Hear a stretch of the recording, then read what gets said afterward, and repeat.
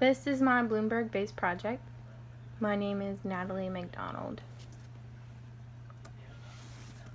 The two industries that I chose are electronic shopping and app-specific communication.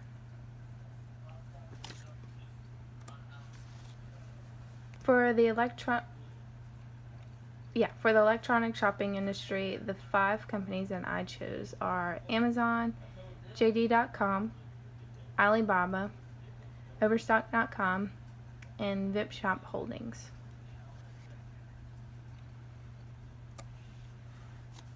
For the app-specific communications industry, the 5 companies that I chose are Qualcomm, Cavium, Neophotonics, Infi, and DSP Group.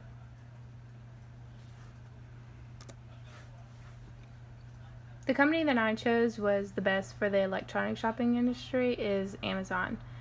Amazon.com is an online realtor that offers a wide range of products. The company products include books, music, videotapes, computers, electronics, home and garden, and numerous other products. Amazon offers personalized shopping services, web-based credit card payment, and direct shipping to customers. The company that I chose was the best for the app-specific communication industry is Qualcomm. Qualcomm is an American multinational semiconductor and telecommunications equipment company that designs and markets wireless telecommunications products and services. It derives most of its revenue from chip making and the bulk of its profit from patent licensing businesses. Qualcomm Incorporated develops, designs, manufactures, and markets digital communications products and services in China, South Korea, Taiwan, the United States, and internationally. These are Amazon's stock prices over the 5-year period. As you can see, they have been constantly increasing, and they are higher than they've ever been before. They did take a little dip in about 2016, but after that, they really skyrocketed. As you can see, the percent change over the whole period is 368.27%.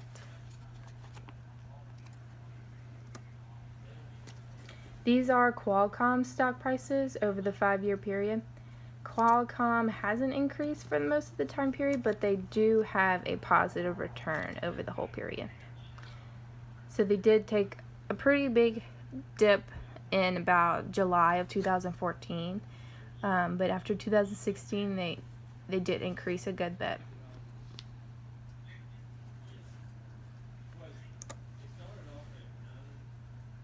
These are Amazon's market ratios. Both are averages stated in Bloomberg. Their price to earnings ratio has been the highest in 2013. It's priced at $785.71. After that, it did decrease only to about $541, but that did increase after that year to 2015-2016. Their market-to-book ratio has overall increased from about $12.92 in 2012 to $24.59 in 2016. Down here I showed the earnings per share projected prices. So today's price projected about $3.93. For 1 year it's $4.21, and then their projected price for after 2 years is $8.03. So that's about a quadruple difference from today.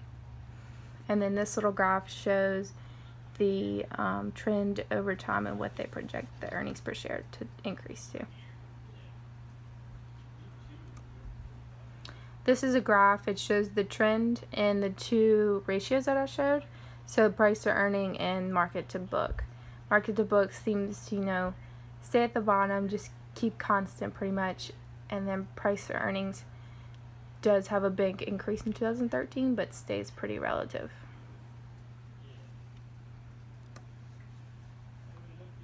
These are Qualcomm's market ratios. Their price to earnings ratio and their market to book ratio has been decreasing since 2012.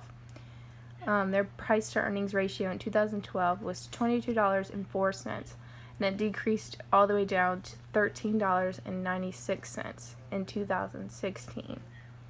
Their market to book also had a price of $3.67 in 2012 and $2.61 all the way to 2016. These are Qualcomm's earning per share projected prices. So today they project a price of $2.61, and then they project the price to actually decrease 1 year from today to $2.52, and then increase back up to $2.83 in 2 years. You can see that in this little graph. It decreases from the 1 year and then increases all the way to 2 years. This shows the trends in the two ratios that I just told you. Of course, the market to book is going to stay pretty constant, lower than the PE ratio, but overall, both the PE and the market to book has been decreasing.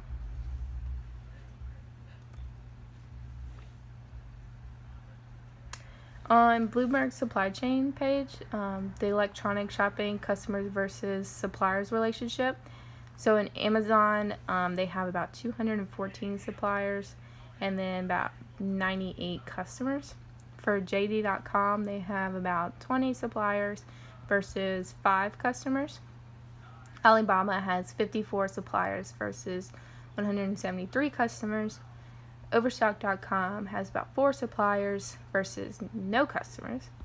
And then VipShop Holding has 7 suppliers, and again, they have 0 customers.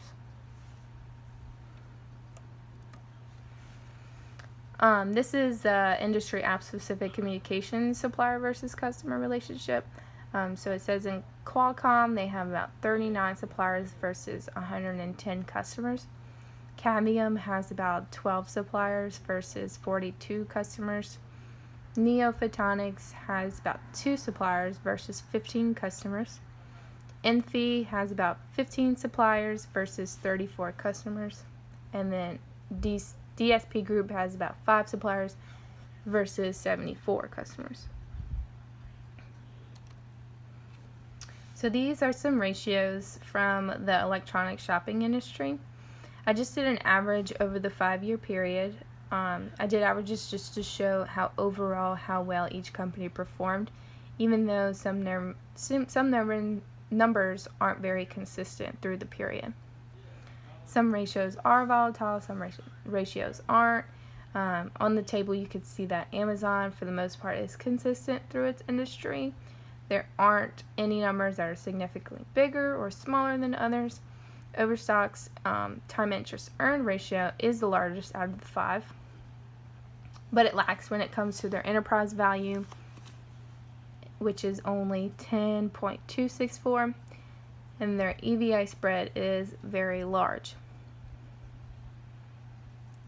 Also, Overstock.com's EV over EBITDA is only 11.07. JD.com has the highest EV over EBITDA with 166.55, but has a negative time interest earned ratio. It also has a negative EVA and EVA spread. Alibaba, on the other hand, does have some great ratios that are almost really close to Amazon's.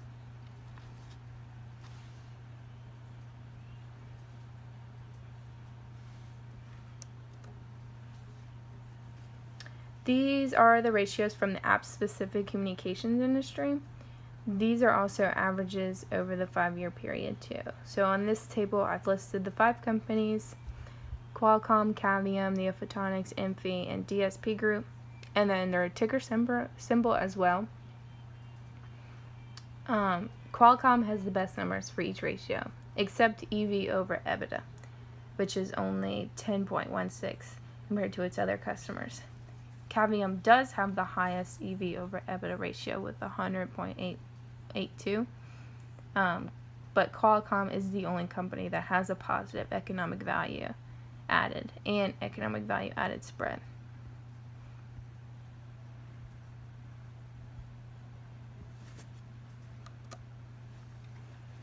So these are trends for the ROE for the electronic shopping industry. As you can see, JD.com is in the dark blue, which is a pretty low ratio with a negative number. They are increasing, but it's still really negative. Amazon is in the middle in the red, so it's pretty consistent and it's also increasing. And then Overstock.com is the one up here in the purple. They're pretty high, but they have been decreasing ever since 2013.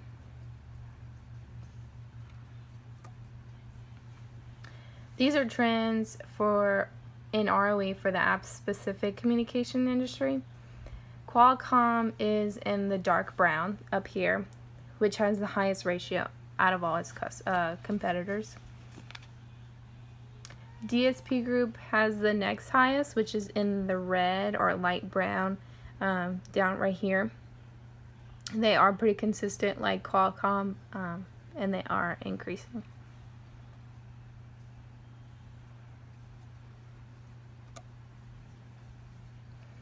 These are trends in ROA for the electronic shopping industry.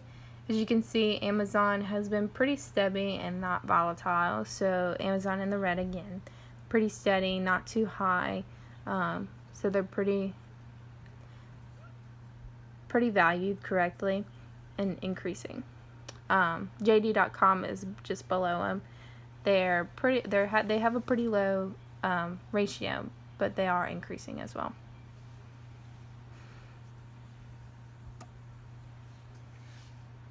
These are trends in ROA for the app-specific communication industry. In this ratio, Qualcomm has the highest ratio again, which is this one up here. They don't go up or down too much. They stay pretty consistent. And then I'd either have to say the DSP Group, which is the next line, or this gray line, which is Infi. They're probably the next highest ratio, I would say.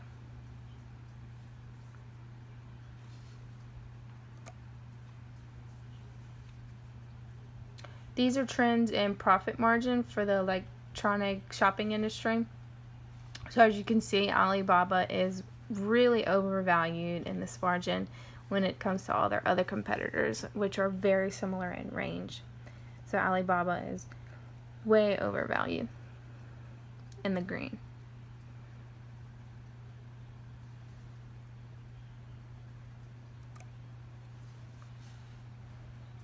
These are trends in profit margin for the app-specific communications industry.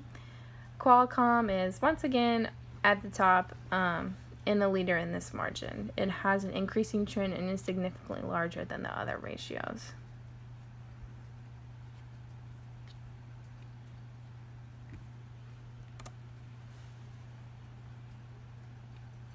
These are the trends in leverage and asset management for Amazon. Sorry.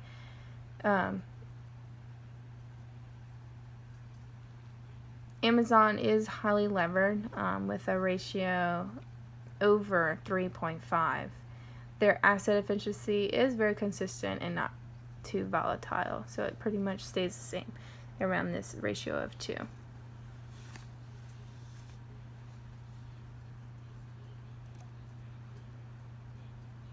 These are trends in Qualcomm's leverage and asset management.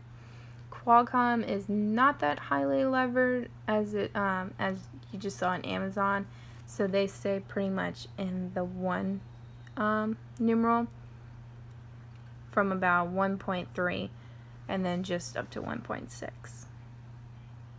They are increasing as well, and total asset turnover ratio pretty much stays consistent as well.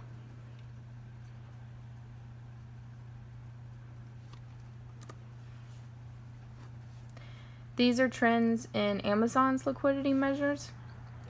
Their current ratio stays about over 1, and even the cash ratio has stayed over 0.5. So these are high, but not really too high of liquidity ratios, and how well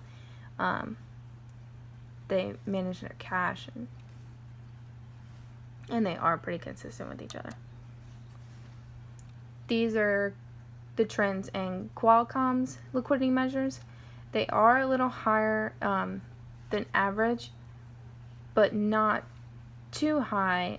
The current ratio does reach about a high of about 3.7 and decreases down to about 3.2. So they are a little bit higher than Amazon, but with Qualcomm, this is about an average with their industry. The current ratio, it goes to a high about 3.7 and decreases down to about 3.2. The cash ratio is pretty high as well, reaching a high of 3.